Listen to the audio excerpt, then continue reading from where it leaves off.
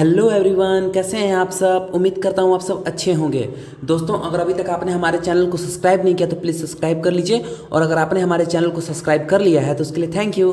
दोस्तों, आज के इस लेक्चर में हम डिस्कस करेंगे पेप्टिक अल्सर के बारे में। आज हम जानेंगे पेप्टिक अल्सर क्या होता है। तो चलिए आज की वीडियो को स्टार्ट करते हैं।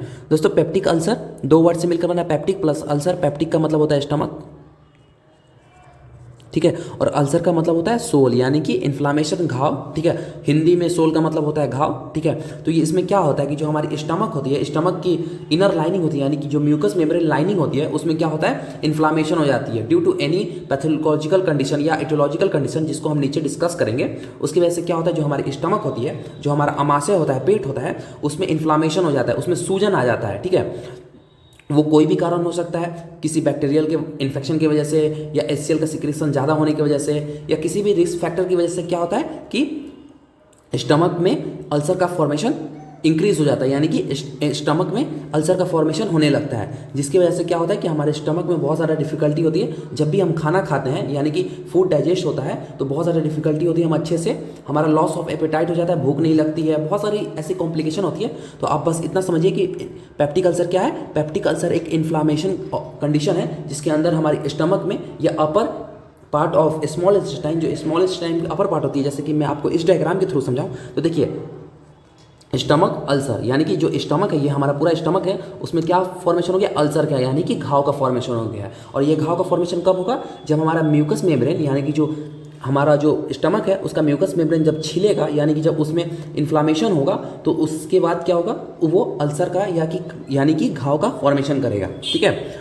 तो पहले देखिए, जो हमारा ड्यूडेनम पार्ट है, यानी कि जो स्मॉल इंटेस्टाइन का सबसे फर्स्ट पार्ट है ड्यूडेनम, और ये हमारा इसोफेगस, उसमें क्या होता है कि इन्फ्लामेशन इस दोनों में भी हमको देखने को मिलता है। तो आइए अब हम इसे एक डिफिनेशन के थ्रू समझते हैं। तो देखिए क्या होता है इसमें, ब्रेक डाउन ऑफ लाइनिंग, किस चीज़ की लाइनिंग, तो हमारा इसोफेगस, स्टमक और upper part of small intestine, जो हमारा स्मॉल इंटेस्टाइन का अपर पार्ट होता है, जैसे कि ड्यूडेनम, उसमें क्या होता है, उसकी लाइनिंग जो होती है वो ब्रेक डाउन हो जाती है। क्यों ब्रेक डाउन हो जाती है, क्योंकि उसमें किसी पैथोलॉजिकल कंडीशन की वजह से या एटियोलॉजिकल कंडीशन की वजह से सोल का फॉर्मेशन हो जाता है, जिसकी वजह से वहाँ पे जो म्यूकस मेम्ब्रेन होती है वहाँ की डैमेज हो जाती है और ब्रेकडाउन हो जाती है। तो देखिए, पेप्टिक अल्सर एक ओपन अल्सर है, ठीक है, एक ओपन सोल है। जैसे कि सपोज कीजिए कि ये आपका हैंड है, ठीक है, मैं आपको हैंड समझा रहा हूँ, और यहाँ पे आपके जब अल्सर का फॉर्मेशन होगा तो आप देखोगे कि येलो टाइप का ऐसे एक पस टाइप का बन जाएगा, ऊपर एक परत टाइप की बन जाएगी, जिसे हम घाव कहते हैं। घाव आप लोग देखा होगा कि आपके हाथ में घाव हो जाता है, जब ऊपर की स्किन, जब सुपरफिशियल स्किन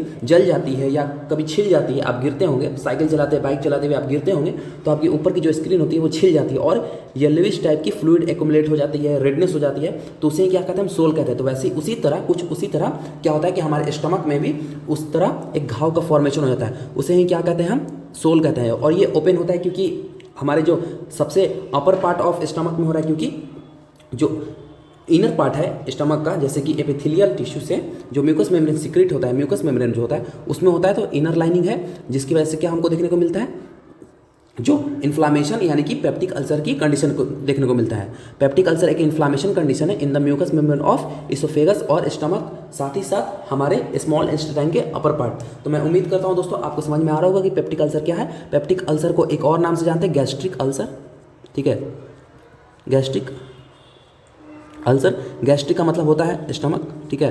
तो इसको तीन नाम से जानते हैं, पहला नाम पेप्टिक अल्सर, दूसरा नाम गैस्ट्रिक अल्सर, और तीसरा नाम हो गया इसका स्टमक अल्सर। तो मैं उम्मीद करता हूं दोस्तों आपको अच्छी तरह से क्लियर हुई होगी कि पेप्टिक अल्सर या स्टमक अल्सर या गैस्ट्रिक अल्सर क्या है। तो आइए अब इसके टाइप्स को डिवाइड करते हैं, या टाइप्स को हम देखते हैं। तो सबसे पहला गैस्ट्रिक अल्सर, यानी कि स्टमक अल्सर। तो स्टमक अल्सर क्या है, ये स्टमक में होता है। It is a breakdown of mucus membrane in the stomach due to any injury like substance, जैसे कि एल्कोहल की वजह से इंजरी हो गई हमारी म्यूकस मेम्ब्रेन, कैफीन, एस्प्रिन या एनसेड, यानी कि non steroidal anti inflammatory drugs की वजह से भी क्या होता है कि हमें इन्फ्लामेशन हो जाता है स्टमक में। और साथ ही साथ एच पाइलोबैक्टीरिया, बैक्टीरिया की वजह से भी, जो एच पाइलोरी बैक्टीरिया, हेलिकोबैक्टीरिया होता है, बैक्टीरिया होता है, उसकी वजह से भी क्या होता है, हमें इन्फ्लामेशन देखने को मिलता है। कहाँ पे इन्फ्लामेशन देखने को मिलता है, inner layer of mucus membrane in the stomach. अब इसके दूसरे टाइप को हम डिस्कस करते हैं। तो इसका दूसरा टाइप है इसोफेजियल अल्सर। इसोफेजियल अल्सर में क्या होता है कि अल्सर फॉर्मेशन कहाँ पे होता है, इसोफेगस में। जो इसोफेगस का म्यूकस मेम्ब्रेन होता है उसमें क्या होता है कि इन्फ्लामेशन होने लगता है, यानी कि सोल का फॉर्मेशन होता है। कब होता है? ड्यू टू हाइड्रोक्लोरिक एसिड यानी कि HCl। जब HCl GAFRD गैसोफेजियल रिफ्लक्स डिजीज की वजह से क्या होता है, जैसे देखिए इस डायग्राम में आपको समझा रहा हूँ, ठीक है। क्या होता है, जैसे इसमें HCl का फॉर्मेशन हो रहा है, ठीक है, HCl का फॉर्मेशन हो रहा है, और ये क्या होता है, जो यहाँ पे कार्डियक स्पिंटर होता है, ठीक है, जो ये ऐसे ब्लॉक रहता है, बट क्या होता है कि GFRD में गैसोफेजियल रिफ्लेक्स डिसीज में ये ओपन हो जाता है, और जो स्टमक का कंटेंट होता है वो हमारे HCl या फूड क्या होता है कि बैकफ्लो कर जाता है इसोफेगस में, जिसकी वजह से हमें क्या होता है कि जो हमारी इसोफेगस होती है उसकी इनर लाइनिंग होती है म्यूकस मेम्ब्रेन, वो ब्रेक डाउन हो जाती है, उसमें इन्फ्लामेशन देखने को मिलता है, सोल देखने को मिलता है, तो उसे ही हम क्या कहते हैं, इसोफेजियल अल्सर, ठीक है। अब हम तीसरे अल्सर को देखते हैं जो कि है ड्यूडेनल अल्सर। ड्यूडेनल अल्सर यानी कि स्मॉल इंटेस्टाइन का सबसे स्टार्टिंग वाला पार्ट, जैसे कि आप इस डायग्राम में देख सकते हैं, जो ये होता है उसमें क्या होता है, अल्सर का इसमें भी फॉर्मेशन होता है। तो इसमें क्या होता है दोस्तों कि ये ऑकर होता है ड्यूडेनम में, जो कि वेगस नर्व्स होता है, 10th क्रेनियल नर्व्स होता है, जो कि हमारे पारासिम्पैथिक को सप्लाई करता है, जो कि डाइजेशन प्रोसेस बहुत ज़्यादा इंपॉर्टेंस होता है। उसकी वजह से भी अगर बहुत ज़्यादा अगर हम फास्टिंग रहते हैं या रेस्टिंग पीरियड में रहते हैं तो हमारा HCl सिक्रीट होने लगता है, क्योंकि हम खाना तो खाए नहीं है तो HCl तो अपने टाइम पे सिक्रीट होगा ही। जैसे हम खाना नहीं खाए हैं फिर भी हमारा HCl तो सिक्रीट होगा ना अपने टाइम पे, उसका एक टाइम बंधा हुआ है तो वो तो सिगरेट होगा। तो ये क्या करेगा, अब खाना नहीं है तो क्या करेगा ये, तो ये क्या करेगा, जो म्यूकस मेम्ब्रेन है या जो स्टमक के सेल हैं वो क्या करेगा, उसको ये खाएगा यानी कि उसको ये डाइजेस्ट करना चालू करेगा, और जैसे ही डाइजेस्ट करेगा तो क्या होगा, सोल का फॉर्मेशन होगा, यानी कि इन्फ्लामेशन होगा, उस सेल को ब्रेक डाउन करेगा दोस्तों। तो मैं उम्मीद करता हूँ अब इसके टाइप्स को भी अच्छी तरह से आपको क्लियर हुआ होगा कि इसका टाइप्स क्या है। तो आइए अब इसके हम कॉजेस को देखते हैं, यानी कि एटियोलॉजी को देखते हैं। तो सबसे पहला इमोशनल स्ट्रेस, अगर इमोशनल स्ट्रेस रहेगा तो उसकी वजह से भी जेनेटिक कॉज, ये जेनेटिक की वजह से भी हो सकता है। अगर आपकी फैमिली में किसी मेंबर को है, गैस की है प्रॉब्लम है, या किसी को पेप्टिक अल्सर की समस्या है, तो उसकी वजह से भी क्या होता है, ये आने वाले अगले जनरेशन में आप में भी देखने को मिल सकता है। फास्टिंग एंड रेस्ट, अगर कोई बहुत लंबे समय से फास्टिंग पे है या रेस्ट में है तो आप सुने नहीं होंगे, अगर आपकी मम्मी या फादर या कोई भी फास्टिंग पे रहते हैं या दादी लोग, तो क्या होता है कि उसमें हमको पेट में जलन होती है, हार्ट बर्न होता है। तो क्या होता है, क्यों होता है, क्योंकि HCl का प्रोडक्शन अपने टाइम पे होता है और हम तो खाना खाते नहीं है, तो वो डाइजेस्ट क्या करता है, वो डाइजेस्ट हमारे म्यूकस मेम्ब्रेन में, यानी कि जो स्टमक की म्यूकस मेम्ब्रेन होती है उसको डाइजेशन चालू कर देता है। प्रोलॉन्ग बहुत लंबे समय से ज़्यादा स्ट्रेस लेने की वजह से भी हो सकता है दोस्तों। साथ ही साथ इन्फेक्शन, बैक्टीरियल इन्फेक्शन जैसे कि H. पाइलोरी बैक्टीरिया की वजह से भी क्या होता है कि बहुत ज़्यादा अगर H. पाइलोरी बैक्टीरिया क्या सिक्रीट करता है, ये HCl को सिक्रीट करता है। और अगर बहुत ज़्यादा अगर H. पाइलोरी बैक्टीरिया अगर हमारे स्टमक में कंटेन हो जाए, अगर आ जाए, तो क्या होगा कि जो HCl है उसका प्रोडक्शन इंक्रीज हो जाएगा, और जब HCl का प्रोडक्शन इंक्रीज हो जाएगा तो उसकी वजह से भी हमें क्या कॉज देखने को मिलेगा, हमें देखने को मिलेगा स्टमक अल्सर। साथ ही साथ इंटेक ऑफ कैफीन और एल्कोहल भी क्या है, एसिटिक नेचर है। अगर बहुत ज़्यादा हम एल्कोहल कंज्यूम करते हैं तो ये क्या करेगा, HCl के प्रोडक्शन को भी इंक्रीज कर देगा, और जब HCl का प्रोडक्शन होगा तो जाहिर सी बात है कि म्यूकस मेम्ब्रेन अपना काम करना बंद कर देगा। देखिए दोस्तों, जो हमारा स्टमक होता है ना, उसमें म्यूकस मेम्ब्रेन होती है, ठीक है। मैं आपको इस कलर से समझा रहा हूँ, ये म्यूकस मेम्ब्रेन की लाइनिंग होती है, जो कि HCl यहाँ बना है उससे प्रोटेक्ट करता है स्टमक को। लेकिन क्या होता है कि अगर ज़्यादा अमाउंट में अगर HCl बनेगा तो ये एक सफिशिएंट अमाउंट के लिए ये म्यूकस मेम्ब्रेन है, बट अगर ज़्यादा अमाउंट में अगर ये प्रेजेंट रहेगा तो ये हमारा पेप्टिक अल्सर का होने का चांसेस इंक्रीज कर देंगे। आप समझिए दोस्तों, ये आपके दोस्त हैं, ठीक है, 4-5 आपके ऐसे 6 आपके दोस्त हैं, और ये आपके कुछ एनिमीज़ हैं, बहुत सारे आपके दुश्मन आ गए आपको मारने के लिए। ये हो गया HCl, ठीक है, और ये हो गया म्यूकस मेम्ब्रेन, ठीक है। अब इसका कॉन्सेंट्रेशन इंक्रीज है और इसका तो इक्वल है, ये अपने थाम पे अपने रुका हुआ है या एक जगह अस्थिर है, या इसका कॉन्सेंट्रेशन डिक्रीज है, ठीक है, अमाउंट डिक्रीज है, तो क्या होगा, ये तो अटैक करेगा ही नहीं। उसी तरह अगर HCl का प्रोडक्शन बढ़ जाएगा हमारे स्टमक में तो क्या कॉज कर सकता है, वो इन्फ्लामेशन कॉज कर सकता है।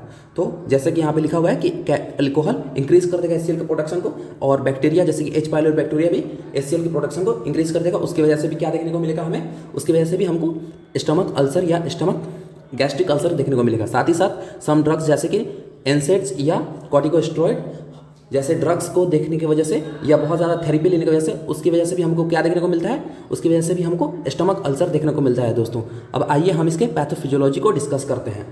इटियोलॉजिकल फैक्टर, कोई भी इटियोलॉजिकल फैक्टर जैसे कि अल्कोहल हो गया, स्ट्रेस हो गया, या एनसेड्स हो गया, या किसी भी टाइप की मेडिसिन, कोई भी इटियोलॉजिकल फैक्टर क्या करेगा, एक्सेसिव HCl प्रोडक्शन करेगा और वो म्यूकस मेम्ब्रेन के सिक्रेशन को कम कर देगा। जैसे कि मैंने ऊपर एक डायग्राम के थ्रू आपको बताया कि जो HCl होता है उसका कॉन्सेंट्रेशन इंक्रीज होगा, ठीक है, और जो म्यूकस मेम्ब्रेन है जो हमारे HCl सिस्टम को प्रोटेक्ट करती है वो डिक्रीज होगा, जिसकी वजह से HCl भारी पड़ेगा, यानी कि इसकी संख्या, इसका पॉपुलेशन इंक्रीज होगा और ये डिस्ट्रॉयड करेगा म्यूकस मेम्ब्रेन को, जिसकी वजह से म्यूकस मेम्ब्रेन ब्रेकडाउन होगी और इन्फ्लामेशन होगा। तो वही यहाँ पे लिखा है दोस्तों कि breakdown of mucus membrane in stomach और गैस्ट्रिक इंटर करेगा म्यूकस मेम्ब्रेन, ठीक है। जो स्टमक की म्यूकस मेम्ब्रेन होती है, अब जैसे सपोज कीजिए यहाँ पे ये जो लाइनिंग है ये ब्रेकडाउन हो गया, तो ये क्या होगा, जो गैस्ट्रिक कंटेंट है इसके अंदर इंटर करेगा और क्या होगा यहाँ पे हमको सोल, घाव, इन्फ्लामेशन देखने को मिलेगा, उसे हम कहते हैं गैस्ट्रिक अल्सर। अब आइए इसके क्लिनिकल मैनिफेस्टेशन को देखते हैं। तो हार्ट बर्न, जैसे हमारा हार्ट है, हार्ट बर्न होगा, ठीक है। हाइपोकॉन्ड्रियल रीजन पेन, यानी कि जो हमारा स्टमक होता है 9 रीजन होते हैं हमारे एब्डोमिनल कैविटी में, जिसमें से जो हाइपोकॉन्ड्रियल रीजन होता है उसमें हमारा स्टमक लाई करता है, वहाँ पे हमको पेन देखने को मिलेगा, नोजिया होगा, वोमिटिंग होगा, ठीक है, वोमिटिंग जैसा, और कभी कभी तो वोमिटिंग विथ ब्लड भी हो सकता है। जैसे कि जो हमारा स्टमक का कंटेंट है उसमें ब्लड आ सकता है, क्योंकि जहाँ भी इन्फ्लामेशन होता है, सोल होता है, तो वहाँ पे ब्लीडिंग भी हमको, ब्लड भी देखने को मिलता है, और ब्लड वोमिटिंग के साथ हमारे माउथ से आएगा, जिसकी वजह से हमको ब्लीडिंग विथ वोमिटिंग देखने को मिलेगा, ठीक है। डिस्कम्फर्ट लगेगा, लॉस ऑफ एपेटाइट यानी कि एनोरेक्सिया, हमें खाने को मन नहीं करेगा, वेट लॉस होगा, क्योंकि हम जब खा ही नहीं रहे हैं, हमारा डाइजेशन ही नहीं हो रहा है फूड का, तो हम लोग का जो वेट है वो लॉस होगा, ठीक है। साथ ही साथ ब्लडी स्टूल, यानी कि जो हमारी स्टूल होगी उसमें ब्लड मिल सकता है, क्योंकि अल्सर फॉर्मेशन हो चुका है हमारे स्टमक में, स्मॉल इंटेस्टाइन में, तो इसी वजह से ब्लडी स्टूल भी होगा। डिस्फेजिया होगा, यानी कि अच्छी तरह से हमारा जो HCl सिक्रेशन है वो अच्छी तरह से, या पेप्सिन है, अच्छी तरह से सिक्रेट नहीं हो रहा है, एक्सेसिव हो रहा है, जिसकी वजह से HCl का प्रोडक्शन इंक्रीज हो गया है। नेचुचूरिया पेन, यानी कि जो हमारे नाइट के समय में होगा, उसमें हमारा नाइट के समय हमारे स्टमक में पेन होगा। अब आइए हम इसके डायग्नोस्टिक इवैल्यूएशन को देखते हैं। तो सबसे पहले हिस्ट्री कलेक्शन, सबसे पहले पेशेंट आता है तो हम हिस्ट्री कलेक्शन लेंगे, जिसमें से हम past and present medical history लेंगे। तो इसमें हम पूछेंगे कि पास्ट में किसी तरह की मेडिसिन या अल्कोहल चल रहा था, या प्रेजेंट में किसी तरह के चल रहा है, उसके बाद फिजिकल एग्जामिनेशन करेंगे, ठीक है। उसके बाद क्या करेंगे, इसोफेजियल गैस्ट्रो ड्यूडेनम स्कोपी, यहाँ पे हम एक कैमरा के थ्रू विजुलाइज करेंगे इसोफेगस को, मतलब स्टमक को, और हमारे ड्यूडेनम एरिया को अच्छी तरह से कैमरे के थ्रू इंसर्ट करेंगे, जैसे ये सपोज कीजिए, ठीक है। डायग्राम पे आप मत जाइएगा दोस्तों, ठीक है। ये स्टमक है, ये स्टमक है, ये इसोफेगस है, ठीक है, और ये हमारा ड्यूडेनम पार्ट है, ठीक है। इसमें क्या होगा, एक कैमरे के थ्रू, मैं कैमरे को इस पिंक से इंडिकेट कर रहा हूँ, कैमरे के थ्रू विजुलाइज करेगा, जिसकी वजह से एक लाइव इमेज बनेगा कंप्यूटर में, और जिसकी वजह से हम देख सकते हैं कि किस एरिया में हमारा अल्सर हुआ है, कौन सा पार्ट अफेक्टेड है स्टमक का, और हम अच्छे तरह से प्रॉपर ट्रीटमेंट कर सकते हैं। तो आइए अब हम मैनेजमेंट को देखते हैं। मेडिकल मैनेजमेंट यानी कि मेडिसिन के द्वारा पहला हम मैनेजमेंट करेंगे। तो सबसे एंटी माइक्रोबियल यानी कि एंटीबायोटिक देंगे, ठीक है। एंटीबायोटिक हम लोग दे सकते हैं एच ब्लॉकर, यानी कि रेनिटिडीन एच ब्लॉकर, जो कि एक गैस्ट्रिक सिक्रेशन को कम करने में हेल्प करेगा। एंटासिड दे सकते हैं, जिसमें हम एल्युमिनियम हाइड्रोक्साइड या कैल्शियम कार्बोनेट दे सकते हैं।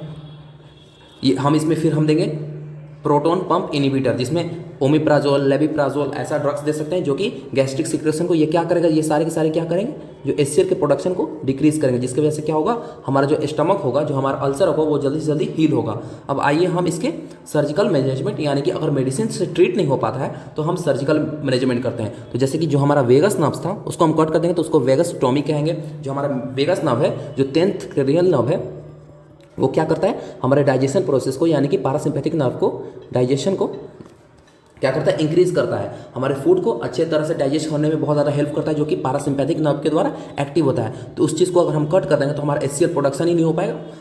उसकी वजह से भी हम क्या कर सकते हैं, मैनेजमेंट कर सकते हैं, surgical management. Gastro jejunum Tommy, इसमें क्या करेंगे, जो इफेक्टेड पार्ट है, जैसे कि जो हमारा स्टमक का या जेजुनम का इफेक्टेड पार्ट है, उस पार्ट को हम फर्दर स्टमक से हटा देंगे, यानी कि निकाल देंगे, जिसकी वजह से क्या होगा, जो इफेक्टेड अल्सरेट पार्ट होगा वो वहाँ पे नहीं रहेगा, जिसकी वजह से हमें डिफ़िकल्टी नहीं होगी, क्योंकि जो इफेक्टेड पार्ट है स्टमक का, जिसमें अल्सर हो गया है, वो पार्ट को हम रिमूव कर देंगे, ठीक है। गैस्ट्रोड्यूडेनम स्टोमी, इसमें क्या करेंगे, हम remove lower part of stomach, जो लोअर पार्ट होगी, जो स्मॉल इंटेस्टाइन की स्टार्टिंग पार्ट होगी, जैसे कि डेडुनम, उसको क्या करेंगे हम रिमूव कर देंगे सब टोटली। इसमें हम सिर्फ उतना ही पोर्शन को इफेक्टेड यानी कि जो मोर ज़्यादा, जैसे कि ये स्टमक है सपोज कीजिए, ठीक है।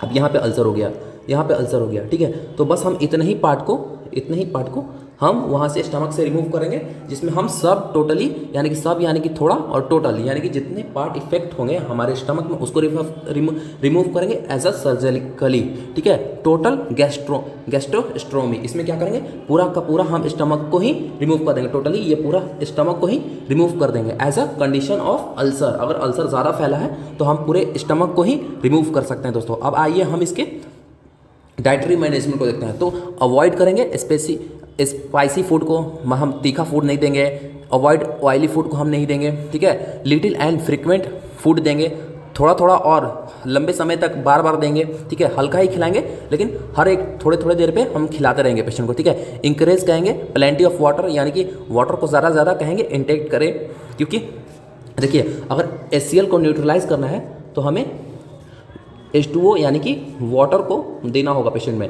अगर वाटर का लेवल इंक्रीज रहेगा तो HCl को, जो कि एक एसिटिक है, तो वो उसको न्यूट्रलाइज करेगा। साथ ही साथ अवॉइड करेंगे alcohol, excessive intake, T, coffee, ये सारी चीज़ को हम अवॉइड करेंगे डाइटरी मैनेजमेंट में। तो दोस्तों मैं उम्मीद करता हूँ कि जो आज हमने पेप्टिक अल्सर पे क्लास डिस्कस किया, लेक्चर डिस्कस किया, तो आपको अच्छी तरह से क्लियर हुआ होगा और जो पेप्टिक अल्सर है वो आप अच्छी तरह से समझ चुके होंगे। तो हम मिलते हैं आपसे अगली वीडियो में।